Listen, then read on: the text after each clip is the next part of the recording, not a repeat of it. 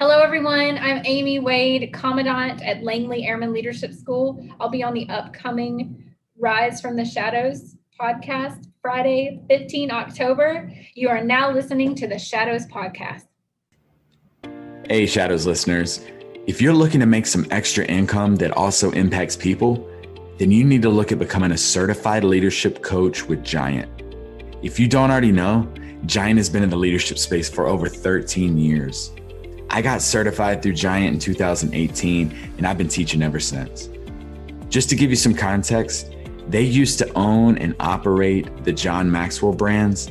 They ran the LeaderCast conferences where Jim Collins, Henry Cloud, Malcolm Gladwell, and Simon Sinek, just to name a few, were regular speakers. They have over 500 coaches worldwide, working in over 127 countries, and are being hired by companies like Google, Chick-fil-A, Pfizer, Delta, and more. And yes, you can do this too. I know this might sound intimidating, but Giant will literally give you everything you need to start your own coaching business from scratch. You get hands-on training from top-level coaches to learn the exact methodology and tools that six-figure coaches are using. You get an all-in-one online platform to run your entire coaching business, even if you want to work 100% remotely. And you'll get to join a thriving community of coaches from all around the world. To get started, Giant is hosting a coaching business workshop to help you learn the ins and outs of how to build a successful coaching business. This is both for experienced coaches, consultants, and those who are looking to start coaching and consulting with little to no experience. If you want to hear the really good news, this whole workshop, it's free, 100% free. And you can reserve your spot by going to giant.tv/shadows. Why not give it a shot? What's better than making a positive change in people's lives and making some extra money in the process? Giant launches a new hiring cohort every month. Now, they only have 20 coaching slots available each month, so it's first come, first serve. So go ahead and make sure you reserve your spot. If you're ready to make an impact and get paid doing it, go to giant.tv/shadows, giant.tv/shadows.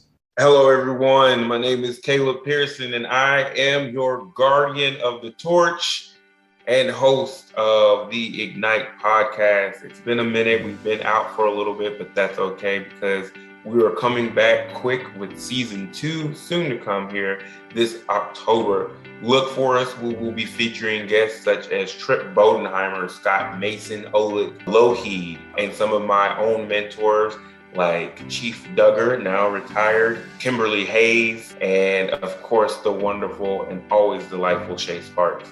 Continue to follow us, see what we're doing. Season 2 of the Ignite podcast is coming soon. We're going to be kicking it off, going live, and then posting for your listening pleasure whenever you want to, streaming on all podcast platforms, and I will keep the light on the torch. Hey, Shadows listeners. This is Bodie, host of the Shadows podcast. Before we get started with the Chronicles of Adrian Miller, I want to make a couple of quick announcements. First, to celebrate Halloween and our 1-year anniversary of the Shadows podcast, we're going to be giving away some free stuff. We're going to be giving a winner of this contest a patch, Shadows podcast, the official patch that all of our guests have received. You'll get that in the mail along with a handwritten note.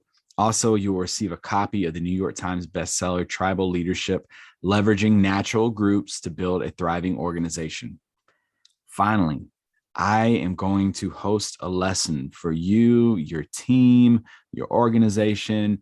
If you want to do one with your spouse, with friends, the group size will be of your choosing, but I will host via virtual platform, whether it's Teams or Zoom, one of 2 lessons from our sponsor, Giant Worldwide, either 5 voices, how to discover your leadership voice, or 5 gears, how to be present and productive when there is never enough time. Each lesson runs about an hour and a half. They're very interactive as well. I encourage all of our listeners to go on and follow our Instagram page to qualify for this.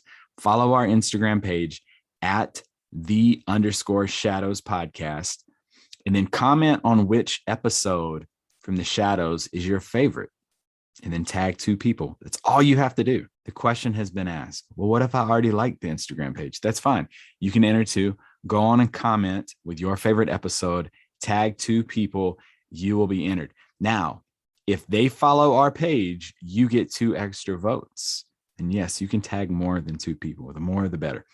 That's all you have to do. The winner will be announced at the end of the 15 October, this upcoming Friday episode of Rise from the Shadows, entitled Courage, with the Commandant of Langley Airman Leadership School, Amy Wade. Now it is time to listen to the chronicles of Adrian Miller. I hope you enjoyed this episode. She is an incredibly outspoken, very honest New Yorker with a very big heart. She is a sales consultant, a trainer, an author, an avid traveler, amateur photographer, theater lover, moviegoer, and network extraordinaire. She launched her sales consulting business 3 decades ago, and since she has worked in pretty much every industry with companies large and small. She's also an author. She has articles, blogs, podcast interviews circulating all around the internet. However, before all of her success, she talks about losing her father to a heart attack. He was 42 years old. She was 16. She shares the lessons she learned from her parents at a young age. She also opens up about the incredible story of running into the salesman that her father bought his clothes from 50 years later. So she encourages our listeners to live your best life, not to put off your dreams, and to indulge in them now.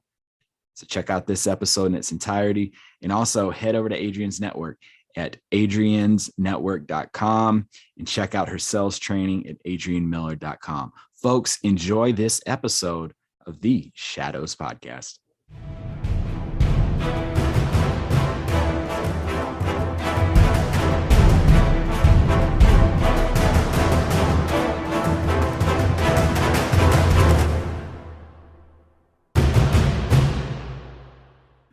Welcome, ladies and gentlemen, to another episode of the Shadows Podcast. I'm your host, Trip Bodenheimer. I am joined today by Adrian Miller. She's the founder and president of Adrian Miller Sales Training. Ma'am, thank you very much for taking time to be here on the Shadows Podcast.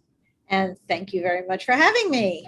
I'm very much looking forward to this episode. You are currently located in New York. How is we were talking about weather and everything. How's everything going outside of your broken foot? It's a little steamy, but less steamy than a lot of other places. Like the Northwest is like at 100 plus degrees, 110 in places that usually don't go above 75. So it's steamy, but in air conditioning, so you get through it. I haven't been to New York since 2000, so New York is like on my bucket list of places to go pretty soon. I feel like it's changed so much since 2000. It's changed in the 17 months of COVID. But no, I'm very New York City centric. I love, love, love New York. All the parts of New York. I grew up in New York. And while I travel a huge amount, I've gone to a lot of places and love lots of other places. New York is really my home. I can't even imagine living anywhere else. I'm going to end up being like Eddie Murphy from Coming to America. I'm going to have like a Mets jacket with buttons and pins everywhere, the I Heart New York shirt. There you go. Yeah. There so you go. First thing we're going to do is we're going to get started with the rapid fire questions here for you. First one, if your name was on a product, what would that product be? Chocolate bar. Okay. What brand specifically? Some organic chocolate bar that was ethically sourced in some remote South American country. Okay, like a dark chocolate?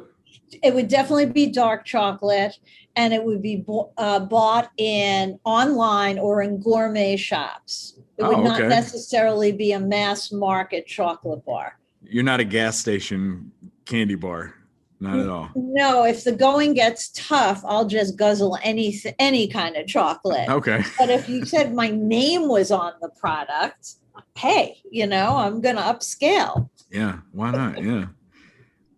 What do you wish you had more time to do? I wish I had more time to hang out with my granddaughter.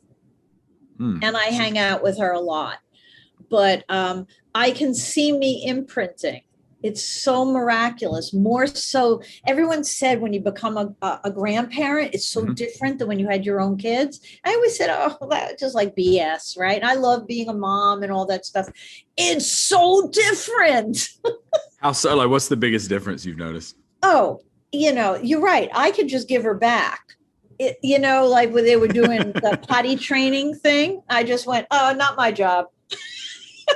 Been there, done that. It's like a pain in the butt to do, really pain in the butt to do that. I don't want to do that again. No, it's all great. If she's with me for the day and I give her food that isn't like so nutritionally balanced, she's not going to die from having one meal. You can have a Coke or something. No. But it's wonderful. I really, we have a very strong relationship because I actually do babysit for her one full day a week, much to the amazement of everybody who knows me, because I have a really busy work schedule and have multiple companies and work very hard and all the rest of that stuff. But anything you want to do and you really want to do it and it has a greater meaning for you, you can make it work. You can figure out how you find the time. So you get up earlier and do stuff instead of being around during the workday. You do stuff earlier. Anyway, that's what I would do. Okay. And another day. You can recommend one book to somebody. What would that book be? Oh gosh, that actually is very, very, very hard for me. And I'm going to take a fiction book only because I thought it was so multi-layered and so beautifully written. And it's over 1,000 pages. And I don't usually lean into a book that's over 1,000 pages. Like I'm scared. I'm scared to start. Yeah, they're like that thick. I'm scared. And I read a book, not on a Kindle. And it was 1,000. I'm going to have to give you the 1,000 something.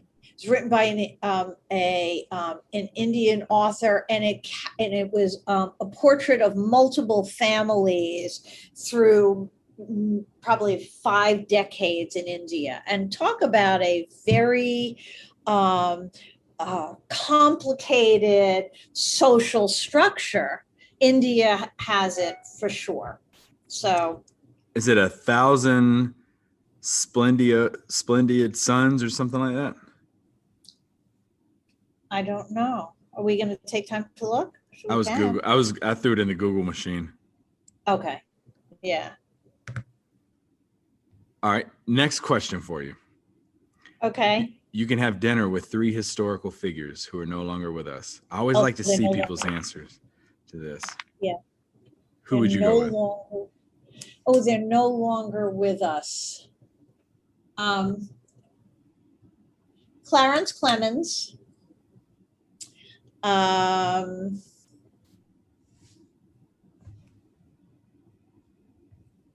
F. Kennedy, Amelia Earhart. Okay. Why did those 3 come to mind?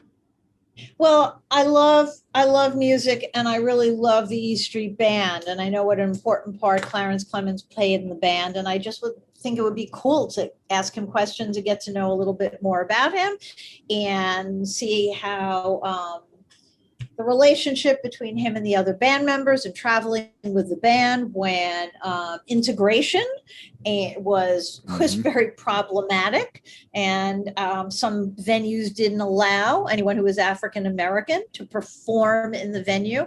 And I believe there are places that Bruce Springsteen and the East Street Band pulled out of because that was an issue.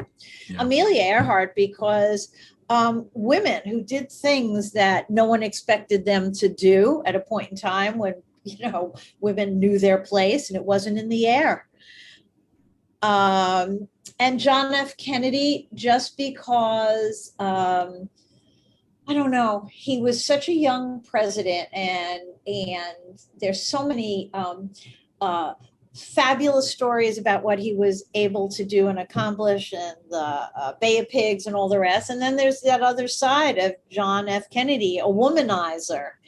And, and I'd love to know the truth. There's so many questions with him. Like, I'm a big JFK historian, and I thought the Bill O'Reilly book Killing Kennedy was very good. I really like that one, but that's been one of my things. I wonder, 50 years from now, when that generation is a lot older, I wonder if we'll start finding out a little bit more about what happened. Yeah. I mean, there's so many people, I like the rapid fire because I didn't think about it at all, but I just like the names came out of me and I had a reason. And it's just, there's questions you can ask and find out. It was, Albert Einstein would have been another one because I just read a book, The Other Einstein, because he was not a good man. He really wasn't. He was very abusive as a husband and as a father. Yeah. And in this book, which was historical fiction, and I read it fairly recently, and I haven't had time to really delve into fact versus fiction. His wife was the person who gave him a huge amount of the input into theory of relativity and all of that stuff. So it was like, I read that book, but he did not come across as that wonderful a person. And interesting to talk to him too. Yeah. Isn't it crazy how you'll either, you're always told you never want to meet a person you idolize, because then you see him and you're like, oh, that's kind of a disappointment. But yeah, same thing about reading about him. Yeah. And the media paints, people are larger than life in good and in bad. And very rarely do you see the combination of both, because people are really a combination of good and bad. It doesn't have to be radically bad or anything, but everyone has some bad qualities. They do. It could be a John F. Kennedy. Yeah. It could be a small thing. It could be a large thing. So, but the media tends to paint you with one brush. Yep. And I think for people who are in the media, that has to be, because they get to be a disappointment when something happens. You know who I've noticed? I've asked this question probably to 15 different guests. And a lot of times a couple of the same people. Mother Teresa tends to get invited to a lot of these dinners. You know who's someone who just has always intrigued me, and I think it's because you're in New York. And then, even though they're not originally associated with New York, but that's where their life ultimately came to an end, but they never get invited to any of these dinners, is John Lennon. Oh, yeah. Talk about a controversial figure. Yeah. Wow. That's very, very true. And I think he'd be fun to have to a dinner too. I think he'd probably have a really good personality and has had very strong values and all the rest of that stuff. Yes. And very strongly associated with, New York. Do you have time to give you this tiny little story? Oh, absolutely. I was in Iceland and I got lost trying to find the Blue Lagoon. There's life. No life. Blue Lagoon. Anyway, so we're driving around and there's Reykjavik and everything else is tiny. I mean, a town could have 70 people. It's like a town. Anyway, we're driving around and we're nowhere. And we stop by this, we're also hungry. We stop by this kind of cafe. We walk in, I have very low expectations.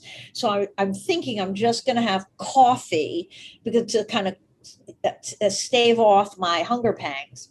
So we tell the guy comes out, he's lovely. And I see that iconic John Lennon poster where he's wearing the little round granny glasses and he has the I Love New York tank top. Yep. Anyway, I see that, it registers, and I say, I just want coffee. And I see he speaks English. He says, why don't you try this? This is really delicious. It's fish something or other. I go, sure. There's 4 of us.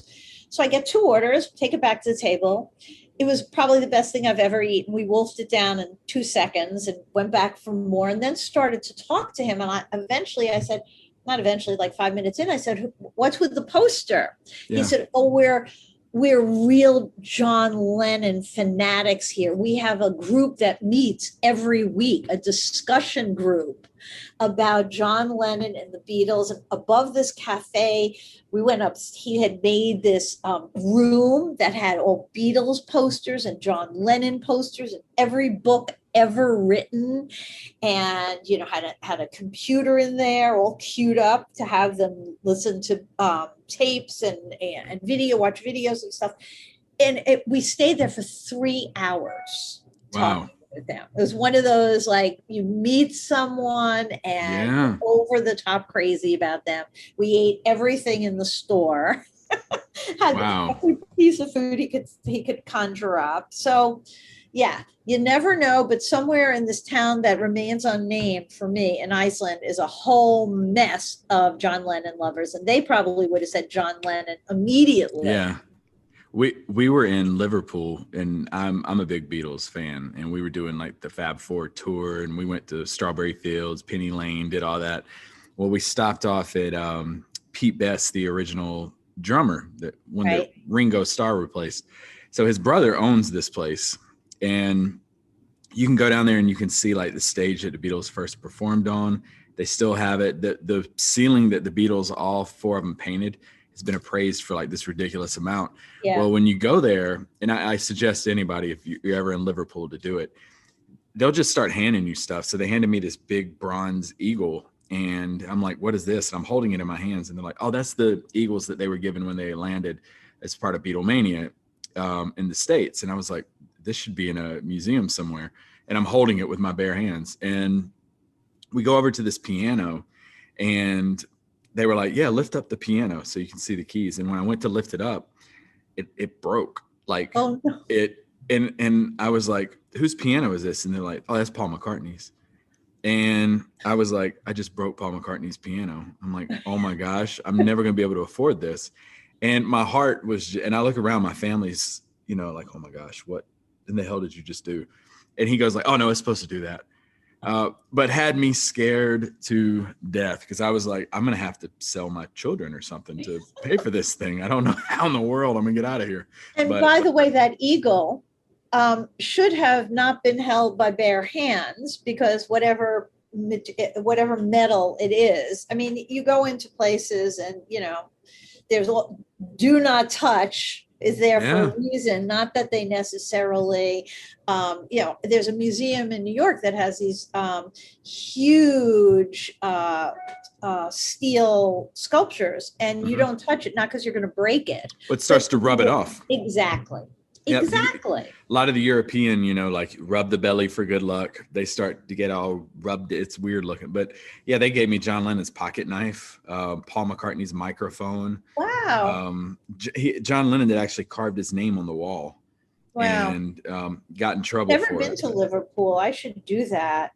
Definitely. And it was actually one of my favorite places was Liverpool. The food was amazing. But yeah. So you survived our rapid fire questions. Okay. Now, 90-second elevator ride. Gosh. Somebody turns to you and they say, tell me about you. How would you explain your journey in 90 seconds? Oh my gosh. So before we started, I'd say I would never do all the talking. I would ask questions. But if I had to say who I am and what I do, I would say I am a passionate helper of people who want to create and grow their business.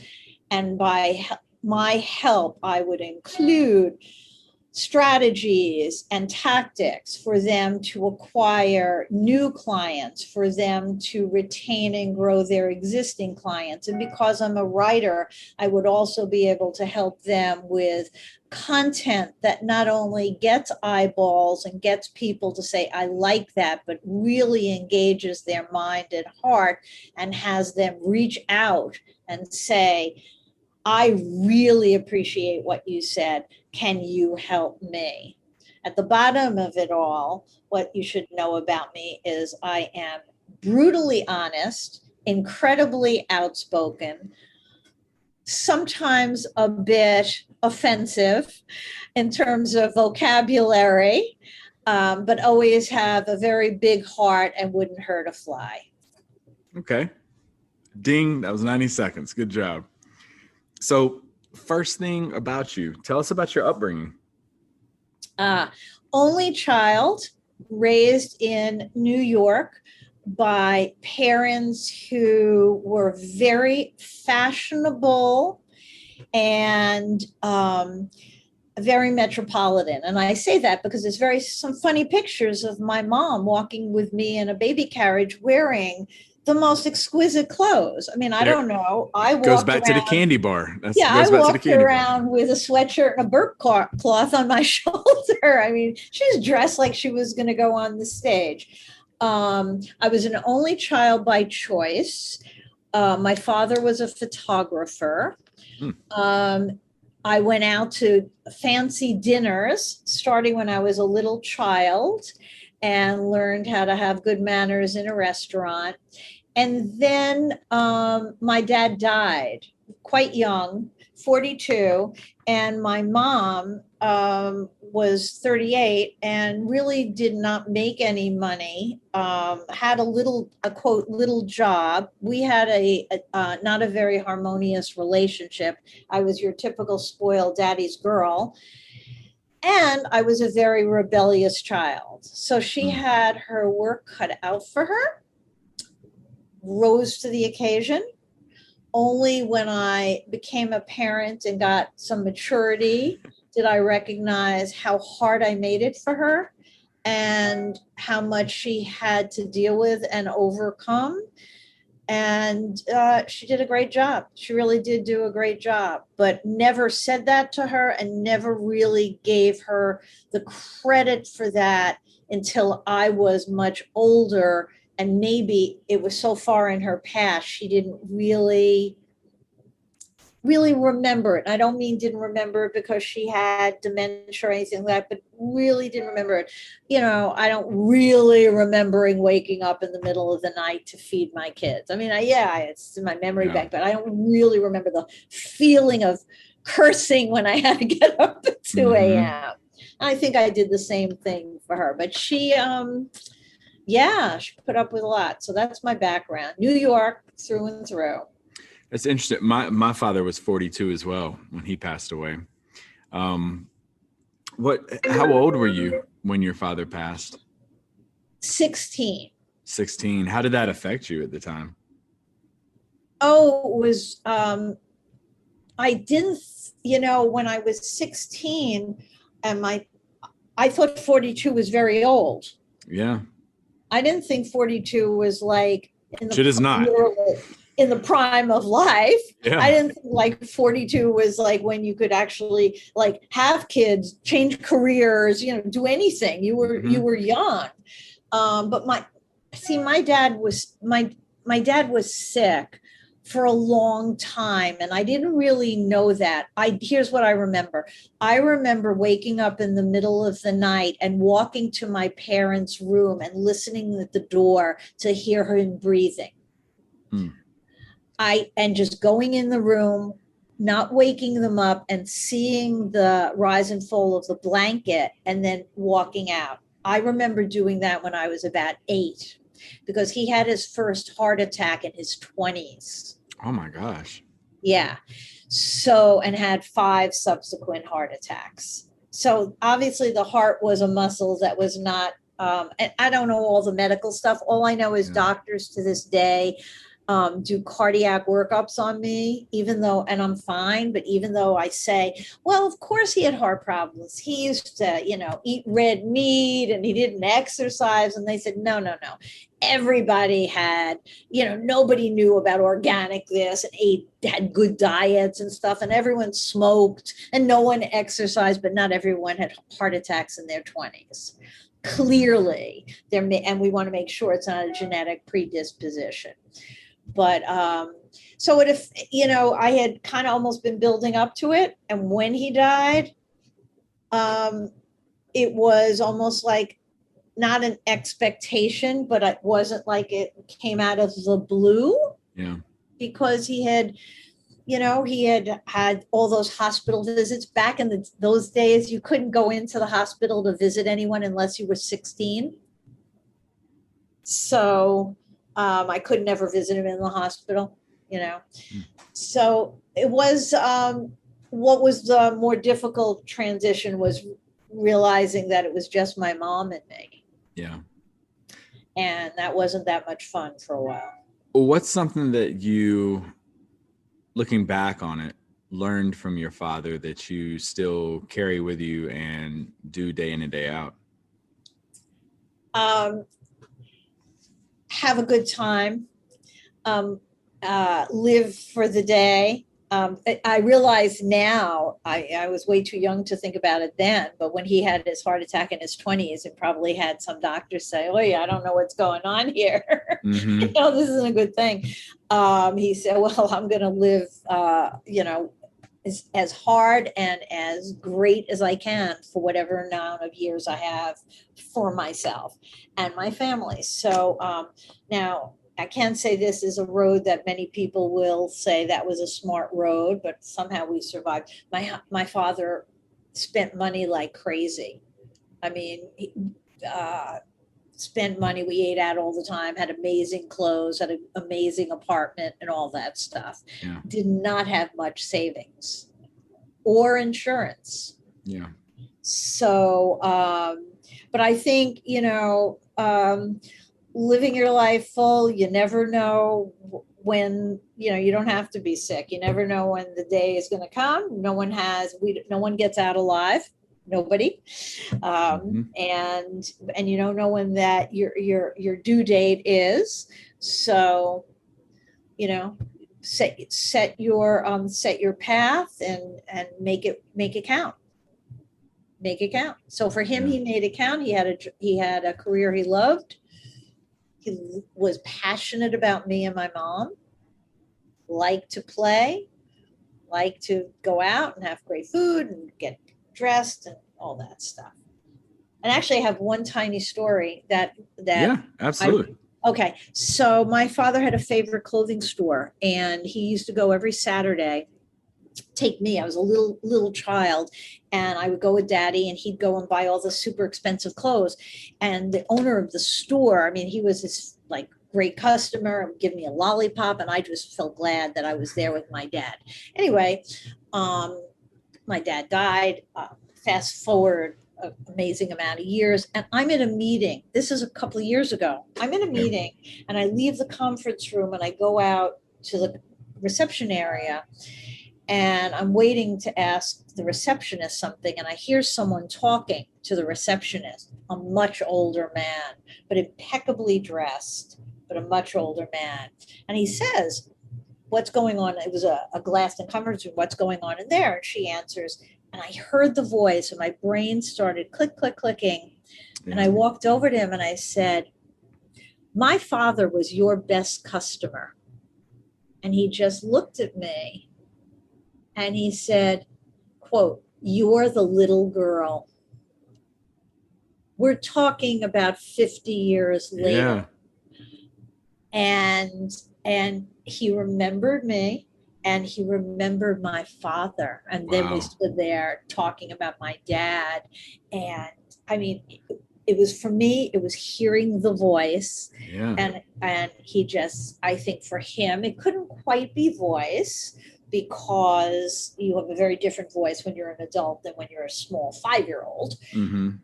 But it was a combination of that word, just me being there. I don't know what it was, but it was one of those. Yeah. It blew me away. I could barely go into my meeting. I really could barely go back to my meeting because I couldn't stop thinking about it. I've written a blog about it. I posted on LinkedIn the other day because it all of a sudden came through my mind. I told my husband about it. He was like, oh my gosh. That's he crazy. said that gives me the chills. It does. Yeah, it is kind of crazy, right?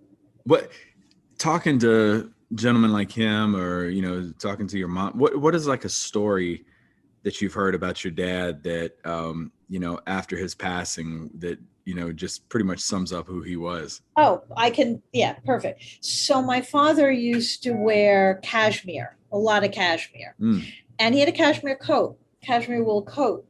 And my aunt, my mother's sister, said to him, you know, why are you buying a cashmere coat? It's so perishable. They don't really last very long. And my father turned around and said, so I'll just buy another.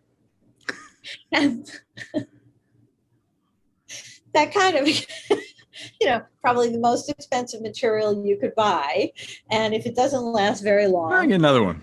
I'll get another one. So if it Yeah. wears out in, way less time than that sturdy wool coat will last. Me, I tip my coffee over and I'm like, oh, that's $2. I'm not buying another one.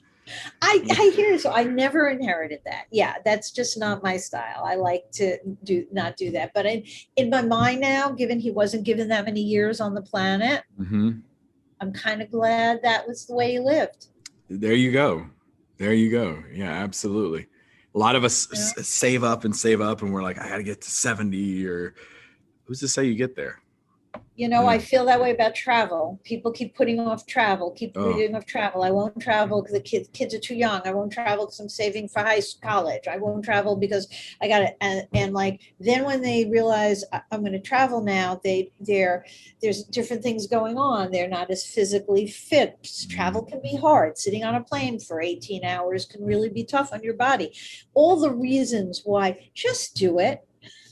Just do it. And I'm not saying travel on it because I happen to love travel. I know you love travel. There are people who don't love travel, and that's cool. But the thing that you're putting off doing, possibly you should not put that off. Yeah. Possibly you should not put that off. Okay. It doesn't have to be travel. Not everyone likes to travel. That's fine. But whatever it may be, figure out a way to indulge it now. Do it now, because we're not guaranteed tomorrow.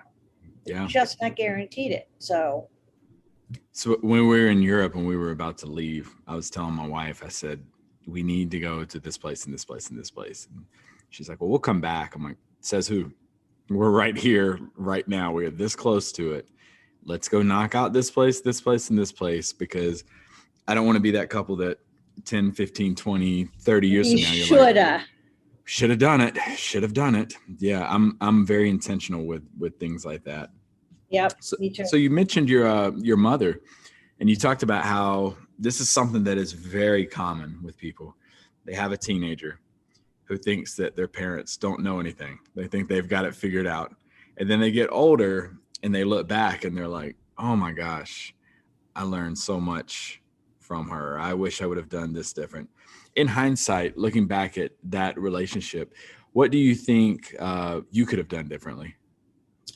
Oh, I just definitely could have been just a nicer person. I was just such a rebellious girl. I really was. I mean, not completely off the grid. I wasn't like, lying in the streets with a needle in my arm or anything like that. But I definitely pushed the envelope a lot. Mm-hmm.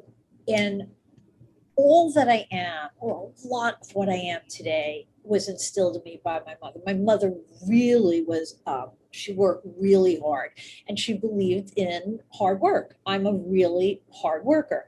She believed in the importance of family, and family comes first, even if your family includes friends. They don't have to necessarily be biological, but family. I'm very, very, very, very passionate about my family. I really am.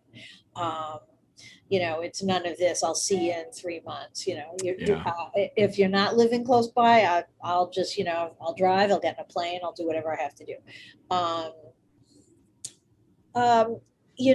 First impressions really, really count. So when I went through my really sloppy, like funky clothes, ripped jeans, looked disgusting, looked like I should have been living on the street. And she said, I know you're telling me that's what everyone does and that's hip and that's cool, but really, I'm telling you, first impressions count. And except for that small group of people who may think this is cool, the first impression you're making is really a bad one. Yeah. And so I hear myself talking and training. I'm a sales trainer. I train people like first impressions count. I wrote about it this morning because coming somewhere late, arriving late, first impression, you're going for a new meeting with a meeting with a new client, and you show up late, or you're going to do a presentation. Because yesterday, with my broken foot, I went into Manhattan and I went to a meeting, and I left 3 hours to get there because I didn't know Yeah. what was going to happen. And I have to tell you what did happen, which was interesting. I scoped it out. I found the parking garage because I couldn't take public transportation. I still am not good enough for the stairs. Found the garage a block and a half. As I was getting very close to the garage, this is such a New York thing, a big tow truck that's right in front of me, and this is down in Lower Manhattan where the streets are this wide, stops because he's got to tow a car that he's now going to have to hook up and do all that stuff. And there was no way you could get around him and no way to back up. There was nowhere to back up. So it lasted about 35 minutes.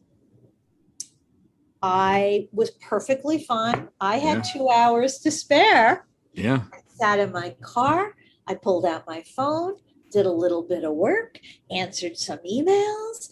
I wasn't like at all freaky because I knew the garage was right there. I knew I could hobble very slowly to my meeting. I was not in a rush. I was still going to be early. It was okay to sit in their reception area and do my work. I walk in, I tell them I'm real early because of the foot. Just let me sit. I don't have to be taken earlier. I'll just sit there and do my work.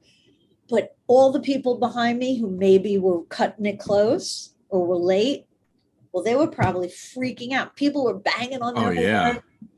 They're banging on their horn. I'm like, what's the tow truck got? He just didn't even hear it. It was pretty funny. He didn't even like look around. Oh, he was paying no attention to it. Yeah, of course not, because he had a job to do. His job was to attach this car that had died in the perfect wrong spot and tow it away. He didn't care. You people just wait. I'm on this tiny little street called William Street in New York, which is like, Lower Manhattan is like, from the 1700s. Some of the streets kind of are the same size where you only had like a little horse and carriage go through. So yeah, it's being on time. That's my main thing these days. Yeah. And my mom was one of the more punctual people. She also dressed and ready to go. And if you have to wait, that's fine. Mm-hmm. We'll edit the part where you said you were waiting for 2 hours. We'll edit it to where you said everyone is listening to Shadows podcast for 2 hours. They had plenty of time. We'll fit that in there. So next thing about you, usually when we talk to individuals, they've kind of had like a who's who of jobs trying to figure things out. What I found was pretty intriguing, especially like on when I was creeping on your LinkedIn page, because we do that here. We do our research. Like I said, founder and president, Adrian Miller, sales training since September of 1988. So tell us, what was the genesis of that? What does it consist of? Yeah. So I started my company because I had 2 small kids, and I was traveling too much, and it for work, and it didn't work anymore. It just didn't work anymore. I needed to be grounded, and I just decided I would start a company for a year, and then I'd get a job. Okay. I mean, that's how much how much I didn't think about it and how little I knew about it. And I got to remind anybody who's listening about who back in the day, we didn't have, like, you sit down with your laptop. Oh, forget your laptop. You sit down with your phone and you have all these support groups and all this information about how to do things, and the Google this and Google that. There was none of that. So like, I kind of had to conjure it up, and I didn't know that many people who had a company. I only knew people with jobs. Now we all know people who have companies. We all know entrepreneurs. I didn't even know that word. Anyway, so I did what I kind of instinctively. I told everyone I was starting a company, everyone I knew, and I called everyone I knew on a telephone that was sitting in my dining room on the table. And I was thinking, what am I good at? What am I good at? I'm really good at sales. Everyone likes me. I'm really good at sales. I know how to get people to do things, buy things, etc. That's what I'm going to be. And so I have to have 2 friends who worked at very big companies. It was great. And they had little tiny tasks for me to do that were kind of under the sales umbrella. very loose, but I was good at it. And I got to do more work there. And I realized in a short amount of time, I was very good at this. This could actually be a thing I wouldn't have to give up in a year. And I hired somebody. I actually hired somebody before I even had really a revenue stream.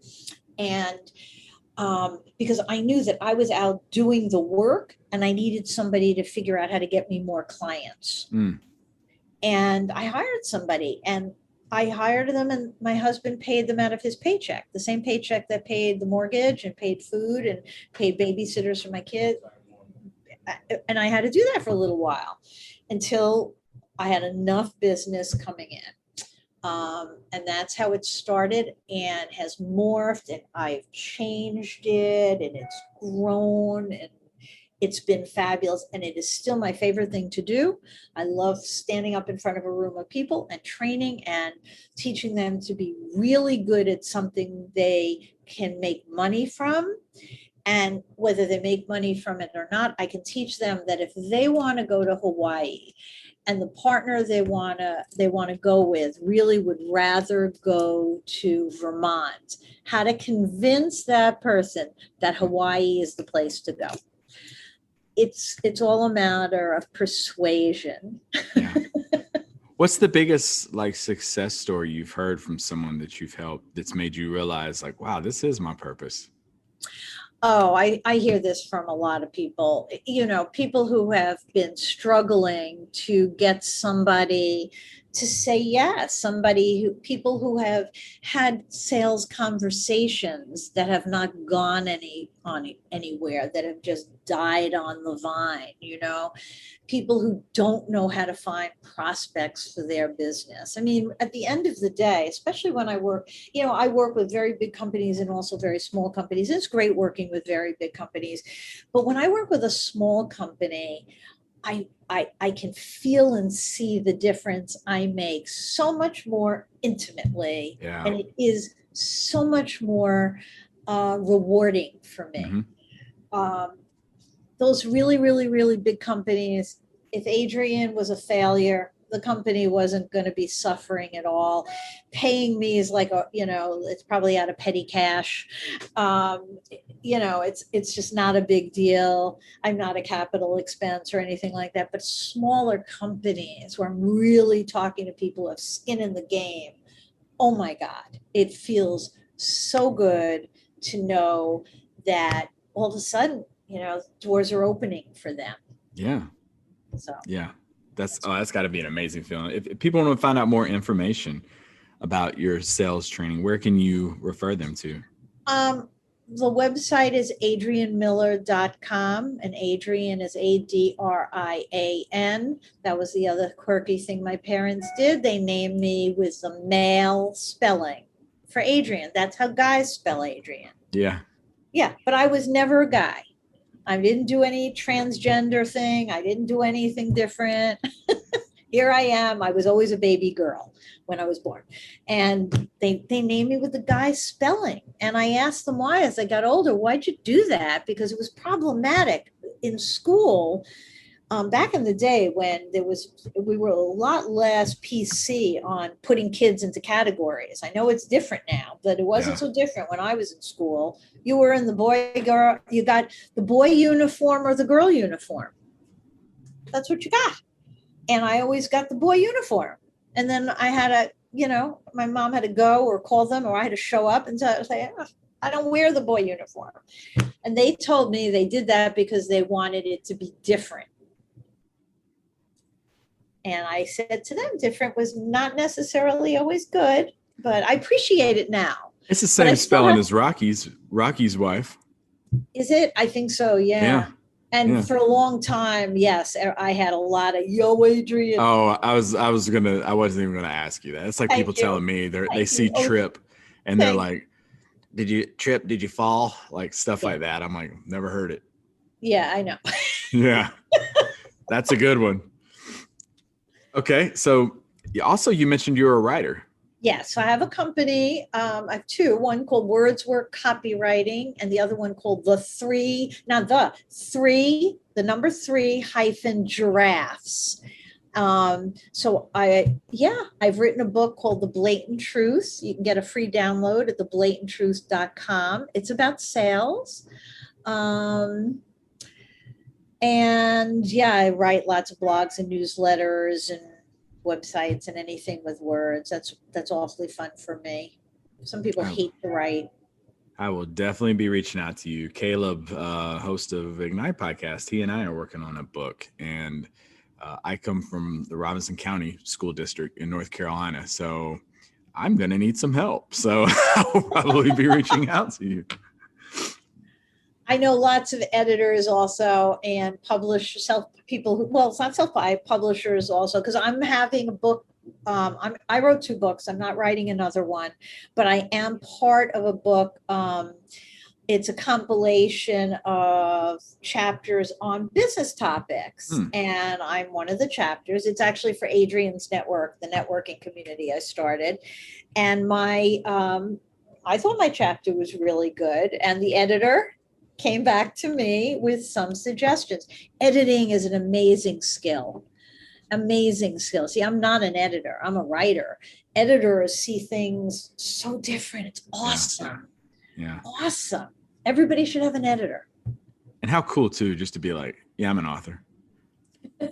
Yeah. That's like, I want to do a TED talk and be an author. And then I'd be like, yeah, I'm a TED talk speaker and I'm an author and podcast. You know where I wrote my book? I wrote my book 1 year. I was doing a tremendous amount of work in California, and I was flying back and forth a lot, like at least once or twice a month. That's a 6-hour flight.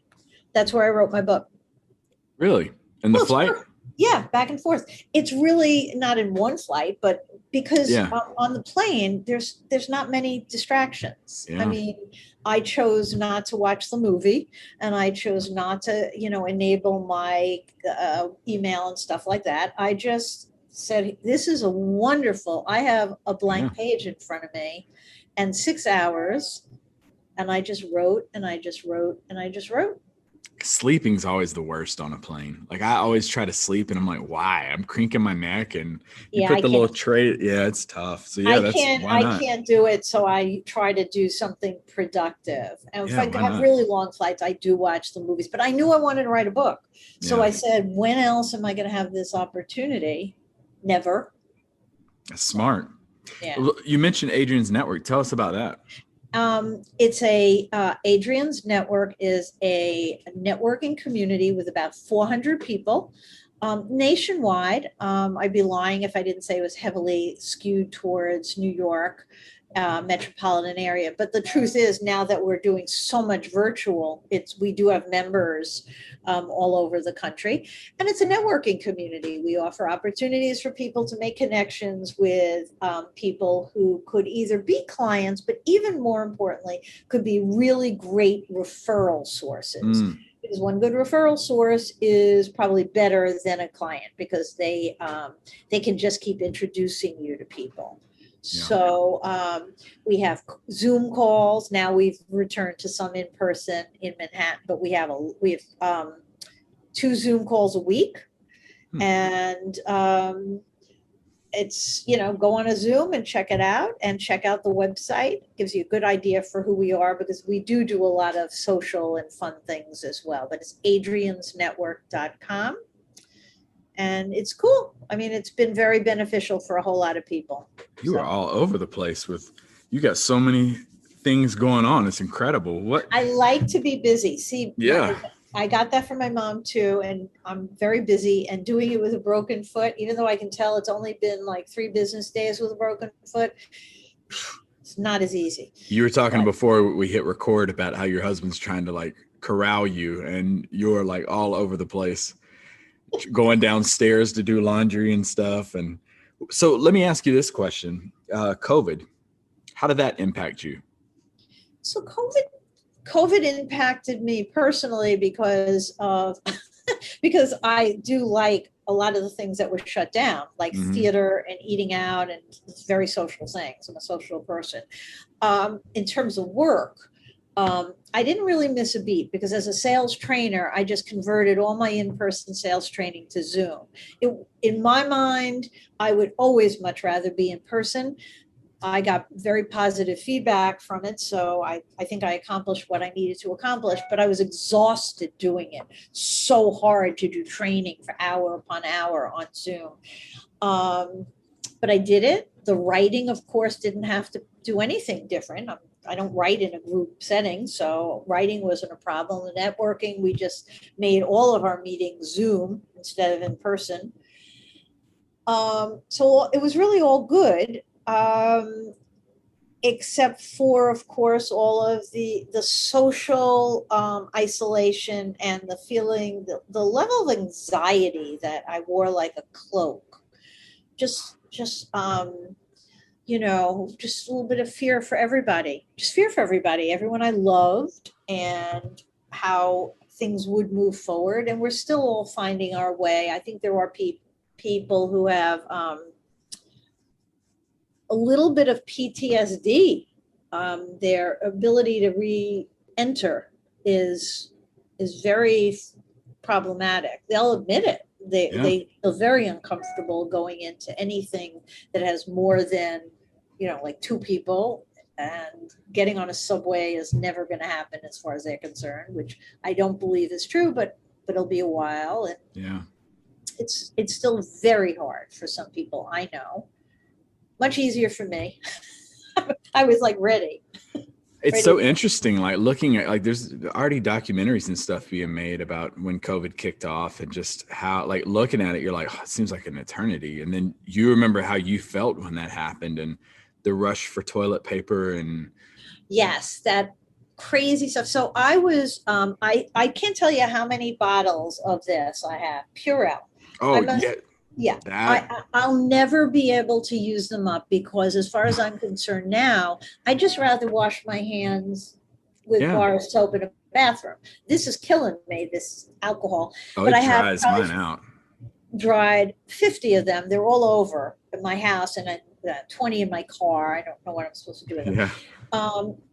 What was very strange for me is I flew back into New York just as we were shutting down, because I was on vacation in Key West, which is one of my favorite places in the world. Yeah. And I go every year. And I came home just as pretty much Governor Cuomo said, that's it.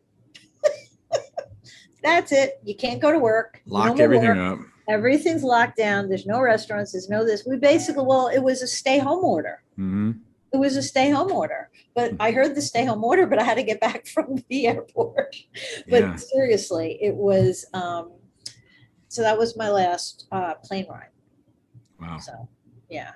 Well, it seems like your businesses are doing phenomenal, and it seems like you've definitely have adapted with the changes, and just thrived throughout. You have to adapt. I mean, we can have this enormous change like COVID, but we have, I have a broken ankle a broken foot caused from turning my ankle. I mean, I have to adapt what I'm going to be doing for the next and we have to adapt all the time. Every day. It's just, it's so much of what we have to do is attitude. So much of how we succeed in an adaptation is optimism or pessimism. And I'm intrinsically an optimistic person. Yeah. I have been told I am, for some people, the most optimistic person they know. Not in a stupid way, like, oh, it's all good. It's not always all good.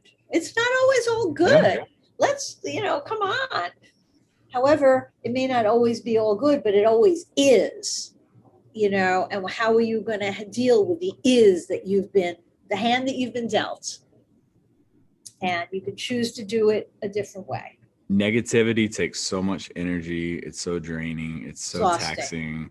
And I look at people who live with that mindset, and I'm like, that is a choice, but I'm going to wake up happy. It's easy.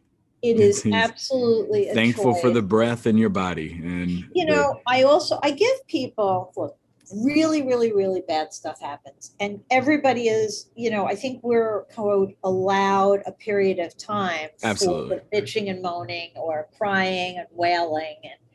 But then there's that, you have to kind of close that door. You don't have to shut it irrevocably, but you can close the door and move to the next room. You have to. Yeah, You it's can't live in that space. the ones that get me are, why are you acting that way? Well, it's Thursday.